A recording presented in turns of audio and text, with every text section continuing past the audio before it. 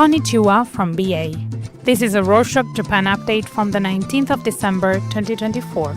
A quick summary of what's going down in Japan. On Saturday the 14th, a man fatally stabbed Saya Nakashima, a 15-year-old girl, and injured her male classmate at a McDonald's in Kitakyushu City, Fukuoka Prefecture, southern Japan. The attacker stabbed each victim once before fleeing on foot.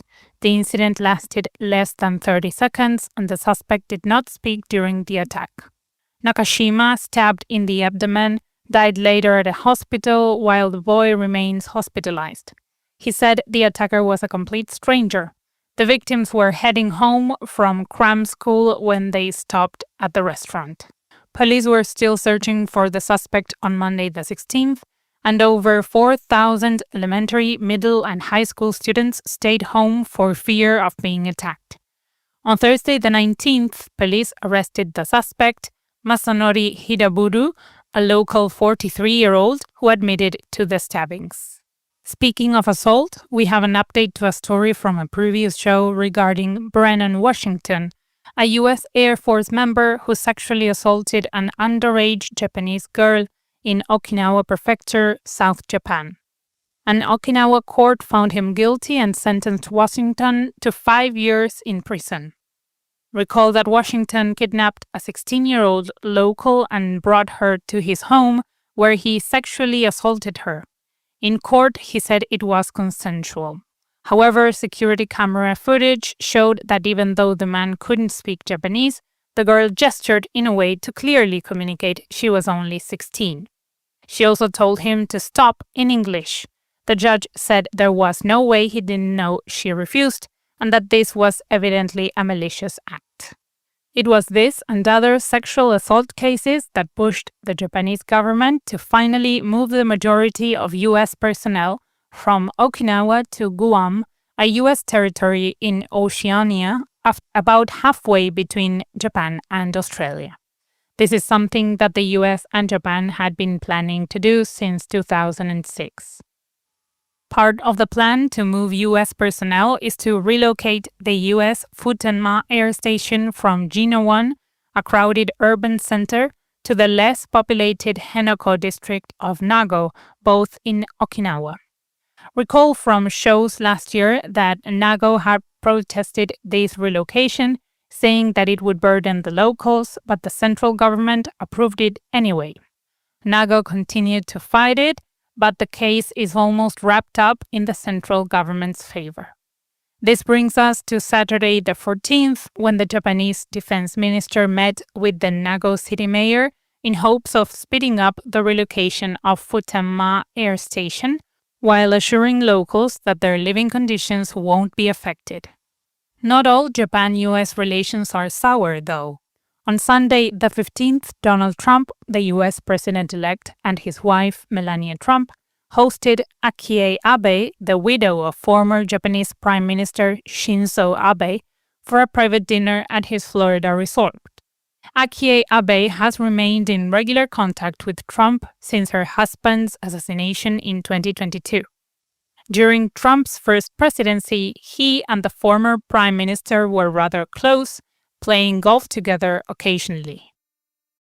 This is the first time Trump has met with a Japanese individual since he was elected in November.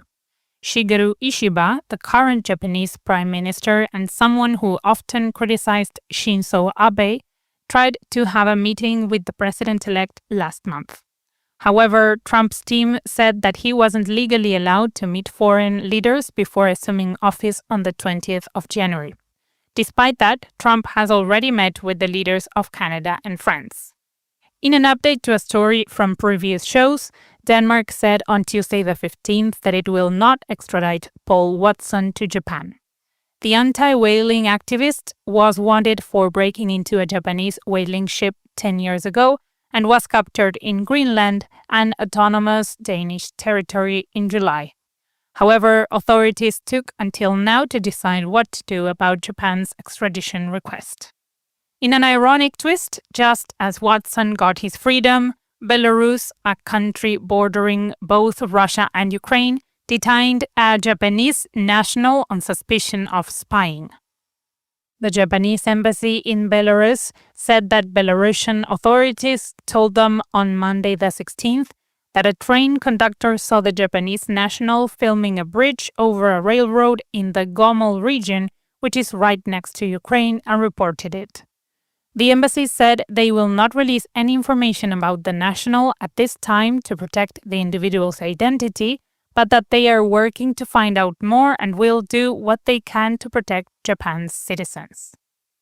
In a final bit of international news, a fiery object broke apart in the pre-dawn sky over Kagoshima Prefecture, southern Japan, on Thursday the 19th. Experts believe it was China's Zhenzhou 17 spacecraft re-entering the atmosphere and burning up. The spacecraft had remained in orbit after separating from the return capsule that brought astronauts back from a Chinese space station. One person caught the sight on video near Mount Sakurajima, showing the glowing object disintegrating over several seconds.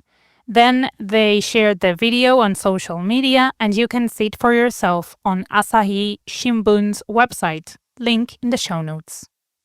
In business news, Honda Motor and Nissan Motor are thinking about merging into a single holding company to compete with electric vehicle or EV leaders like Tesla and Chinese car makers such as BYD. The integration may also involve Mitsubishi Motors, of which Nissan is a top shareholder, turning it into one of the world's largest auto groups. Both companies have said they are thinking of working together but didn't give any details about the merger. Honda plans to invest $65 billion in EVs by 2030, targeting 100% EV sales by 2040, while Nissan aims to launch 16 new electric models within 3 years. Japan's EV sales are far behind Western markets, with less than 2% of domestic car sales in 2022 being electric. The insurance industry is also in for some big changes. Nippon Life Insurance Company recently announced plans to buy Resolution Life Group Holdings for $8 billion. It will mark the biggest ever buyout by a Japanese insurance company. Resolution Life is based in Bermuda and operates in countries such as the US and Australia, specializing in combining insurance policies from other providers. Nippon Life plans to fully acquire the company by 2025, hoping to boost overseas revenue since domestic sales are hurting amid Japan's declining population.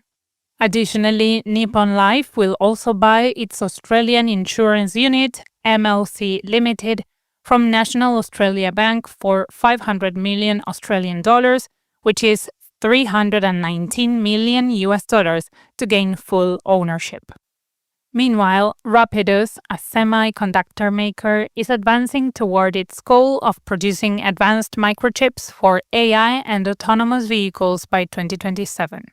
The company recently held a ceremony accepting the delivery of a state-of-the-art EUV lithography machine essential for creating advanced semiconductors at a plant under construction in Chitose, Hokkaido Prefecture, northern Japan.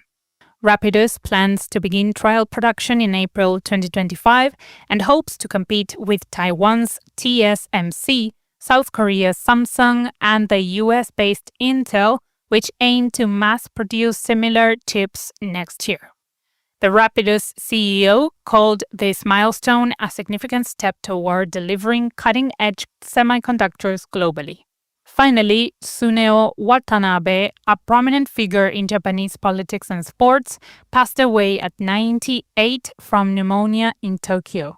Watanabe was the editor-in-chief and the chairman of the Yomiuri Shimbun, one of Japan's largest newspapers. He was closely connected to the ruling Liberal Democratic Party and leaders like Yasuhiro Nakasone, a former prime minister. Watanabe also owned the Yomiuri Giants baseball team, played a key role in revising Japan's baseball draft system, and contributed to the Japan Sumo Association's Yokozuna Deliberation Council. He also chaired the Japan Newspaper Publishers and Editors Association from 1999 to 2003. And that's it for this week. Thank you for joining us. Did you know that if you're listening to us on Spotify, you can leave comments or questions in the episode? There is a comment box right there. The comments are private by default and we won't publish them. If you want us to get back to you, share your email so we can contact you back. We'd love to hear from you. Matane!